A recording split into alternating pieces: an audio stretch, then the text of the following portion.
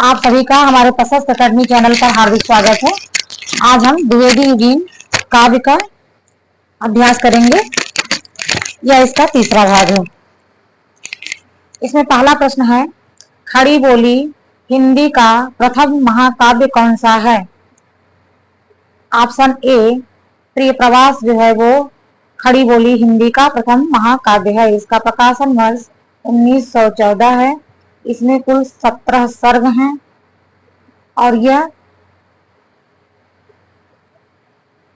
अयोध्या सिंह उपाध्याय हरिऔध की रचना है।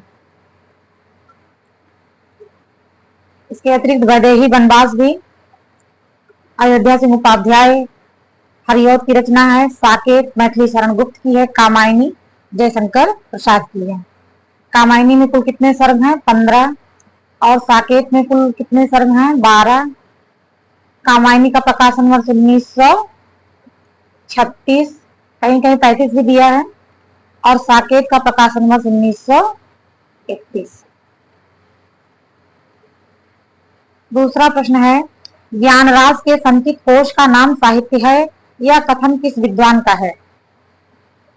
यह पीजीटी 2021 में भी आ चुका है। तो यह महावीर प्रसाद द्विवेदी का कथन है। और आचार्य रामचंद्र शुक्ल ने क्या कहा है?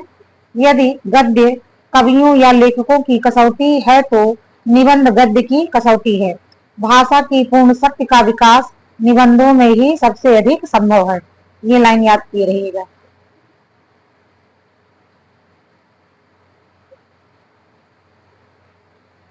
इनमें से कौन सी रचना मैथिली शरण गुप्त की नहीं है? वैदेही वनवास यह अयोध्या सिंह उपाध्याय हरिऔध की रचना है, जबकि रंग में भंग, द्वापर, भारत भारती ये सभी मैथिली शरण गुप्त की रचनाएं हैं। मैथिली शरण गुप्त की रचनाओं में रंग में भंग, जयद्रथ बख्श, किसान, विकट भट्ट, गुरुकुल, भारत भारती, साकेत, झंकार, यशोधरा, द्वापर, जय भारत, विष्णुप्रिया, सिद्धराज, हिंदू, वैतालिक तथा पंचवटी आदि है।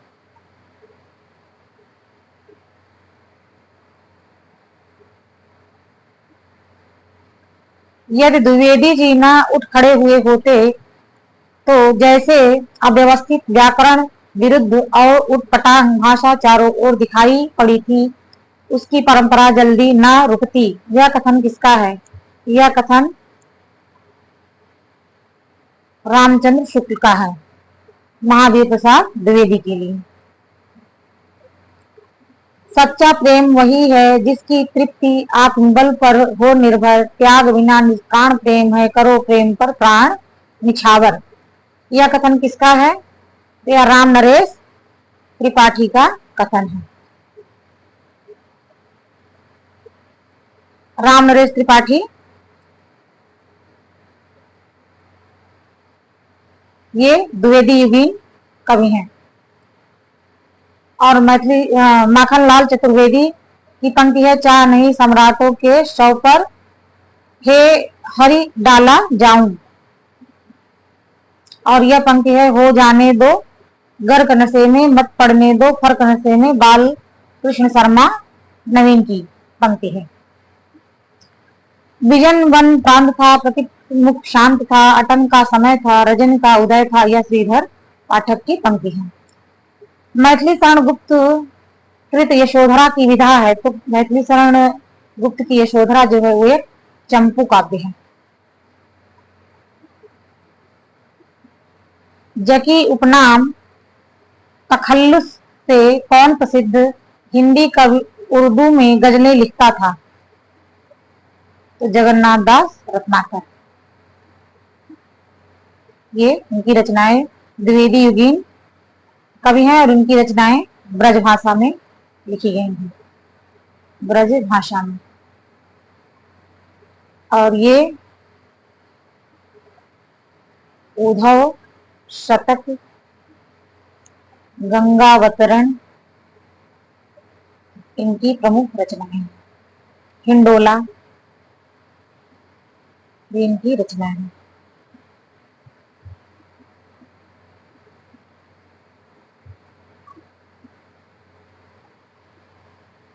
द्विवेदी युगीन निम्नलिखित रचनाओं में से एक महाकाव्य नहीं है?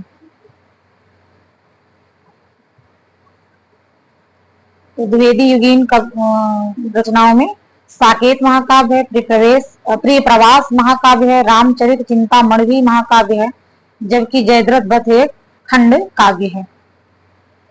प्रिय प्रवास हरिऔध की रचना, जयद्रथ वध और साकेत ये मैथिली शरणगुप्त की रचना, और रामचरित चिंतामण ये रामचरित उपाध्याय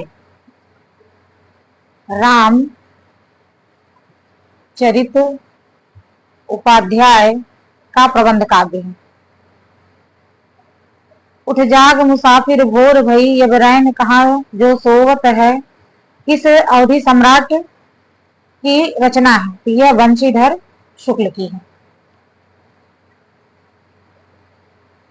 निम्नलिखित में से एक द्विवेदी युगीन कविता की प्रवृत्ति नहीं है। कल्पना का अतिरेक, राष्ट्रीयता, इतिवृत्तात्मकता, नीति और आदर्श। तो राष्ट्रीयता, इतिवृत्तात्मकता, नीति और आदर्श ये तीनों द्विवेदी युगीन कविता की प्रवृत्ति है, जबकि कल्पना का अतिरेक इनके में नहीं था। इनकी प्रमुख जो विशेषता है इतिवृत्तात्मकता ही है कि जो बात जैसे है उसी तरीके से कह देना।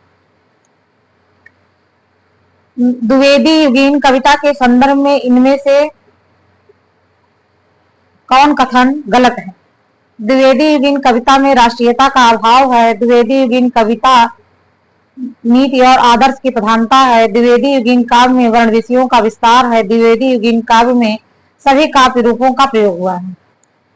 तो ये सही है, सभी काव्य रूपों का प्रयोग हुआ, वर्ण विषयों का भी विस्तार हुआ, नीति और आदर्श भी था।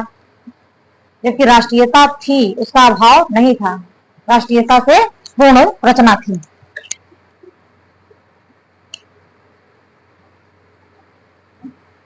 डॉक्टर रसाल का ब्रजभाषा काव्य है। तो ये उद्धव शतक।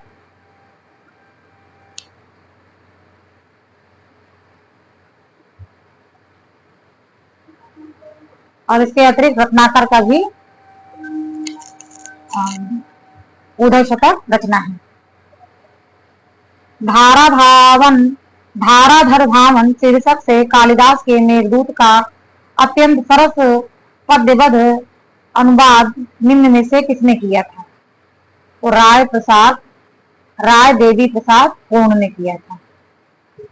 इसके अतिरिक्त इनकी एक प्रमुख रचना है स्वदेशी कुंडल।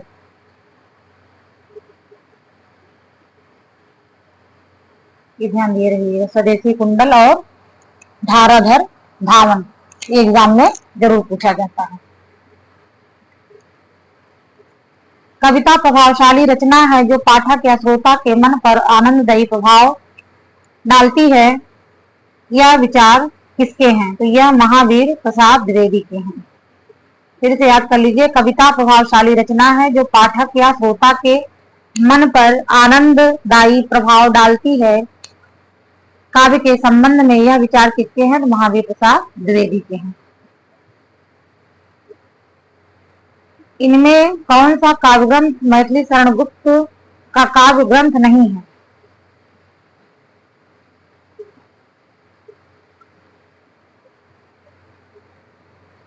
जय भारत, द्वापर, विष्णुप्रिया यह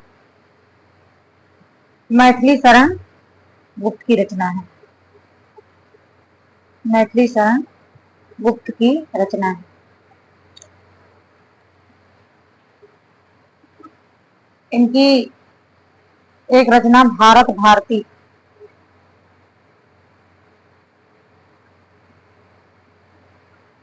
बहुत महत्वपूर्ण है, जो हर बार एग्जाम में पूछी जाती है। इसका प्रकाशन वर्ष 1912 है।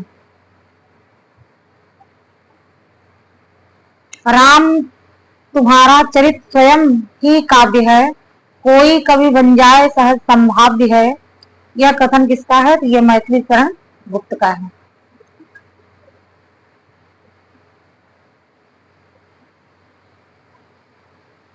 फिर इंपॉर्टेंट पंक्तियों में देखिए,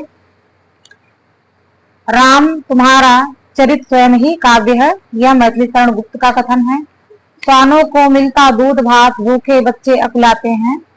दिनकर की रचना, दिनकर की पंक्ति है, तुम ही अन्नदाता भारत के, सचमुच बैलराज महाराज। तो ये पंक्ति महावीर प्रसाद द्विवेदी की। फिर दिवस का अवसान समीप था, गगन था कुछ लोहित हो चला, हरिऔध की पंक्ति है। निम्नलिखित में से किस प्रबंध काव्य की रचना इस उद्देश्य से हुई है कि उर्मिला काव्य की उपेक्षिता न रह जाए? यह कथन किसका है? यह साकेत का कथन है।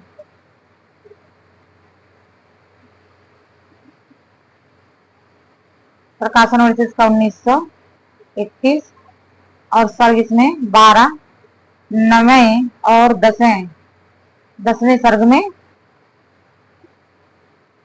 उर्मिला का विरह वर्णन है।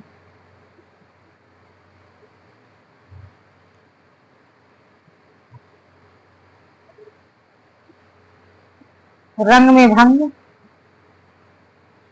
यह 1909 में और पंचवटी 1925 में। हिंदी के व्याकरण की शुद्धता और भाषा की सफाई का प्रवर्तक किसे माना जाता है?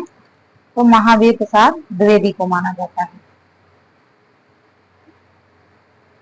एकांतवासी योगी के रचयिता कौन है? एकांतवासी योगी के रचयिता श्रीधर पाठक हैं। इनकी अन्य रचनाओं में गणेरिये एवं दार्शनिक, एकांतवासी योगी, उजड़ ग्राम, प्रांत कथित, ऋतु संहार। इनका उजड़ ग्राम रचना ये ब्रज भाषा में है। प्रश्न आता है कि श्रीधर पाठक की कौन सी रचना ब्रज भाषा में? तो उजड़ ग्राम जो है वो ब्रज भाषा में है। द्विवेदी युग में समस्या पूर्ति का केंद्र था कानपुर था।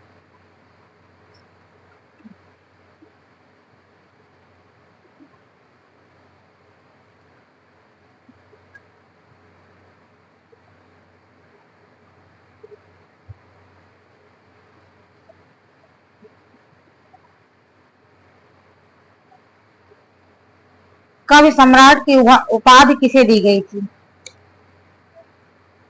अयोध्या सिंह उपाध्याय हरिऔध को कवि सम्राट की उपाधि दी गई थी। और गणपति चंद्रगुप्त ने हरिऔध को आधुनिक काल का सूरदास कहा है।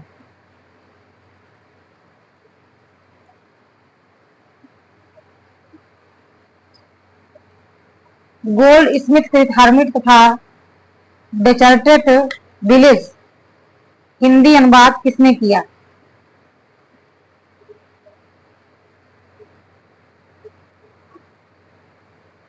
श्रीधर पाठक ने किया था।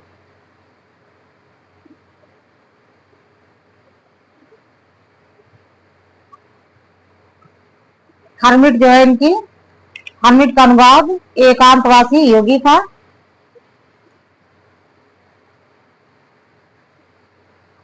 और इसमें एक इम्पोर्टेंट तथ्य है कि एकांतवासी योगी की रचना किस शैली में हुई है? तो लावनी और ख्याल शैली में हुई है। और श्रीधर पाठक की प्रथम रचना कौन है? प्रथम कविता गुणवंत हेमंत। ये तीनों प्रश्न इंपॉर्टेंट हो गए। हर्मिट का अनुवाद एकांतवासी योगी, और किस छंद में, किस शैली में लिखा गया? तो लावनी या ख्याल शैली में। और इनकी प्रथम कविता कौन है? तो गुणवंत हेमंत है।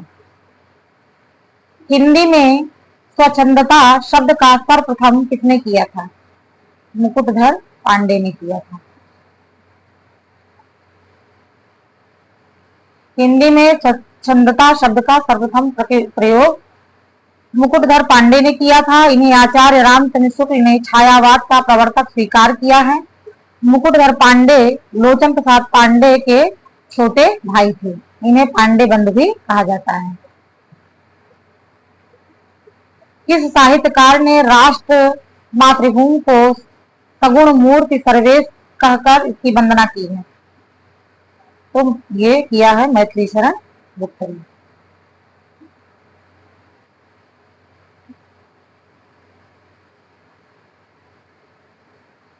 पूरी पंक्ति देख लीजिए। हे मातृभूमि तू सत्य ही सगुण मूर्ति सर्वेश की, जिसकी रज में लोट लोट कर बड़े हुए हैं, घुटनों केवल सरक सरक कर खड़े हुए हैं।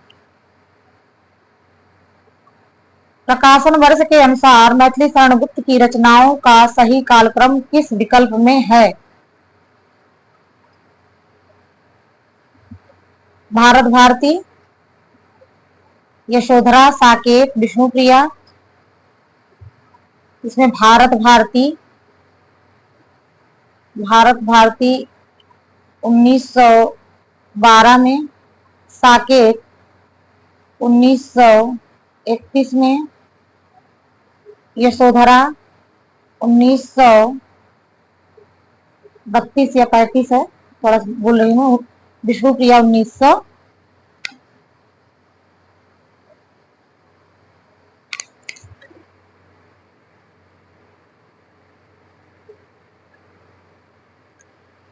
विष्णुप्रिया 1957 में, यशोधरा 1932 में है।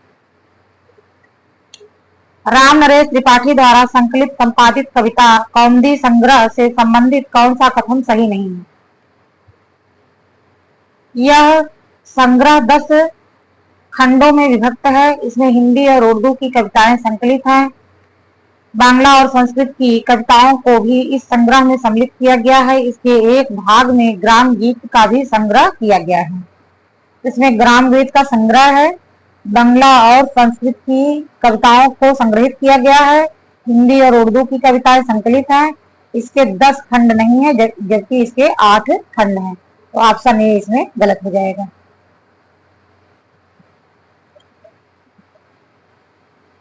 चींटी से लेकर हाथी पर्यंत, पशु भिक्षु से लेकर राजा पर्यंत, मनुष्य बिंदु से लेकर समुद्र पर्यंत जल, अनंत आकाश, अनंत पृथ्वी, अनंत पर्वत, सभी पर कविता हो सकती है।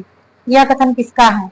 यह कथन है महावीर प्रसाद द्विवेदी का।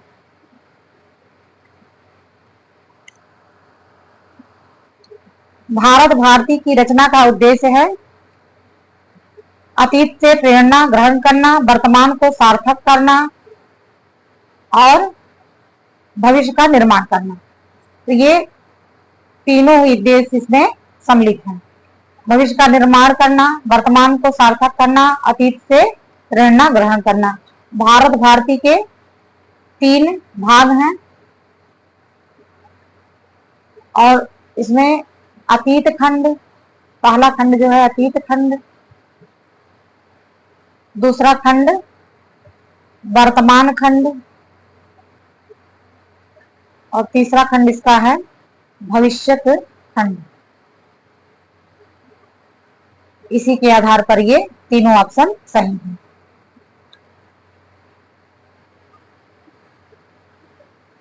और इसमें एक प्रश्न इंपॉर्टेंट है ये कि मैथिली शरण गुप्त को भारत भारती रचना की मूल प्रेरणा मुसद्द से हाली तथा ब्रजमोहन दत्तात्रेय कैफी की कृत भारत दर्पण से मिली है।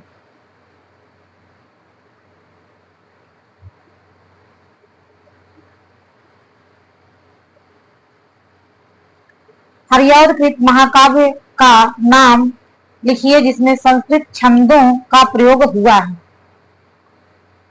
तो प्रिय प्रवास में, प्रिय प्रवास का वर्ण विषय क्या है? इसमें कृष्ण के बचपन से लेकर मथुरा प्रस्थान तक का वर्णन है। हरिऔध ने पारिजात प्रबंध काव्य की रचना की, पारिजात, और इसमें 15 सर्ग हैं। उधर शतक जो है ये जगन्नाथ दास रत्नाकर की रचना है। चोखे चौगते और वैदेही वनवास ये दोनों ही रचनाएं मैथिली अयोध्या सिंह उपाध्याय हरिऔध की हैं।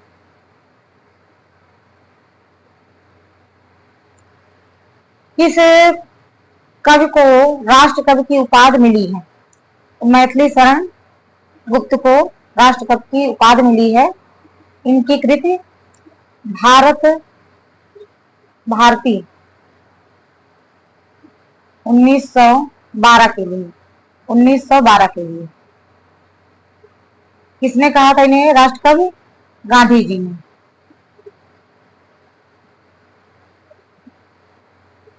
और एक कमेंट गांधी जी ने टिप्पणी की थी कि उर्मिला को और अधिक ना रुलाया जाता तो अच्छा होता।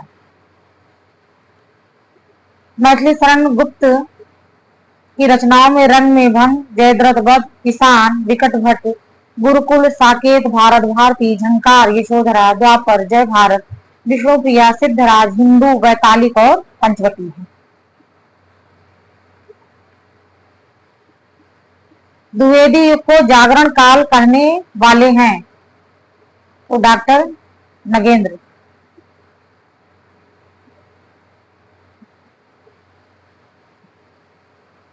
द्विवेदी युग को जागरण काल डॉक्टर नगेंद्र ने कहा था। जागरण सुधार काल।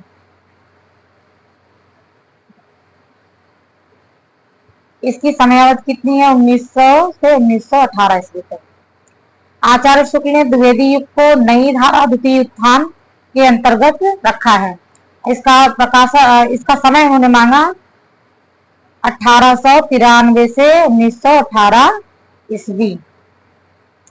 ये प्रश्न में जागरण काल दिया हुआ है तो वो थोड़ा सा संगत है। डॉक्टर नगेंद्र ने द्विवेदी युग को जागरण सुधार काल कहा था।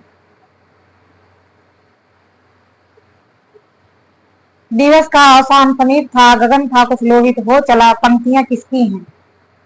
तो ये अयोध्या सिंह उपाध्याय की पंक्तियां हैं। किसमें कही गई हैं ये? प्रिय प्रवास में कहा गया है।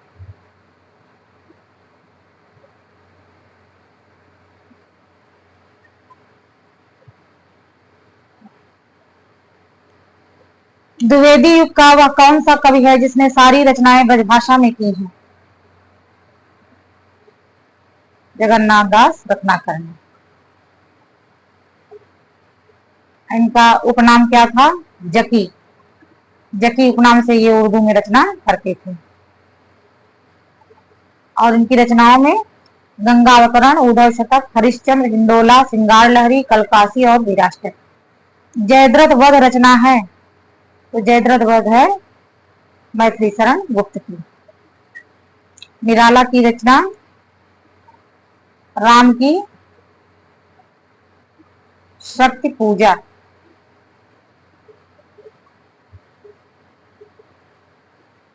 राम की शक्ति पूजा और सरोज स्मृति। सरोज स्मृति प्रसाद की रचना कामायनी।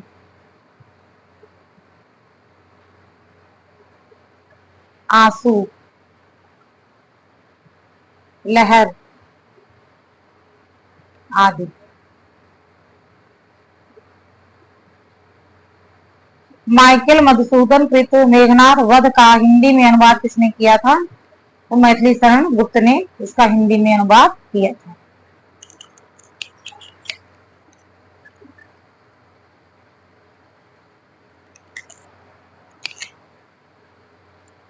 मैथिली शरण गुप्त की जो अनुवादित रचनाएं हैं, प्लासी का युद्ध, मेघनाथ वध, वृत्त संहार। काव्य मंजूषा के रचयिता कौन है? तो काव्य मंजूषा के रचयिता महावीर प्रसाद द्विवेदी हैं। इनकी रचनाओं में सुमन, कान्य कुब्ज, अबला विलाप, देव स्तुति शतक, कान्य कुब्जावली, व्रतम और सर्गो नरक ठिकाना नाही। निम्नलिखित में कौन सी रचना मैथिली शरण गुप्त की नहीं है? जयद्रथ वध, रंग में भंग, पंचवटी। ये तीनों रचनाएं मैथिली शरण गुप्त की हैं, जबकि प्रिय प्रवास अयोध्या सिंह उपाध्याय की रचना है। यह हिंदी भाषा की, हिंदी खड़ी बोली की प्रथम महाकाव्य है और इसका प्रकाशन वर्ष 1914 है। सर्ग इसमें 17 है। जयद्रथ वध ये 1910 में मैथिली शरण गुप्त की रचना। रंग में भंग 1909 में। पंचवटी 1925 में।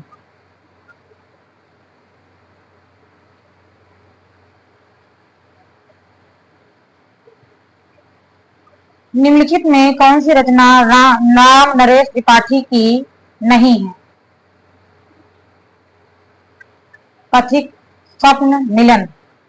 ये तीनों रचनाएं राम नरेश त्रिपाठी की हैं। और एक रचना इनकी और है, मानसी। मानसी। श्रांत पथिक जो है वो श्रीधर पाठक की रचना है। अयोध्या सिंह उपाध्याय हरिऔध का प्रसिद्ध काव्य है प्रिय प्रवास। कामायनी जो है जयशंकर प्रसाद की है। कुरुक्षेत्र यह दिनकर की रचना है, रामधारी सिंह दिनकर। साकेत मैथिलीकरण गुप्त की रचना है। इनमें मैथिलीकरण गुप्त की रचना नहीं है, तो प्रेम पथिक यह मैथिलीकरण गुप्त की रचना नहीं है, ये जयशंकर प्रसाद की रचना है। जयशंकर प्रसाद की। शुक्ल के अनुसार मैथिलीकरण गुप्त हैं। शुक्ल जी ने इन्हें सामंजस्यवादी कवि कहा है।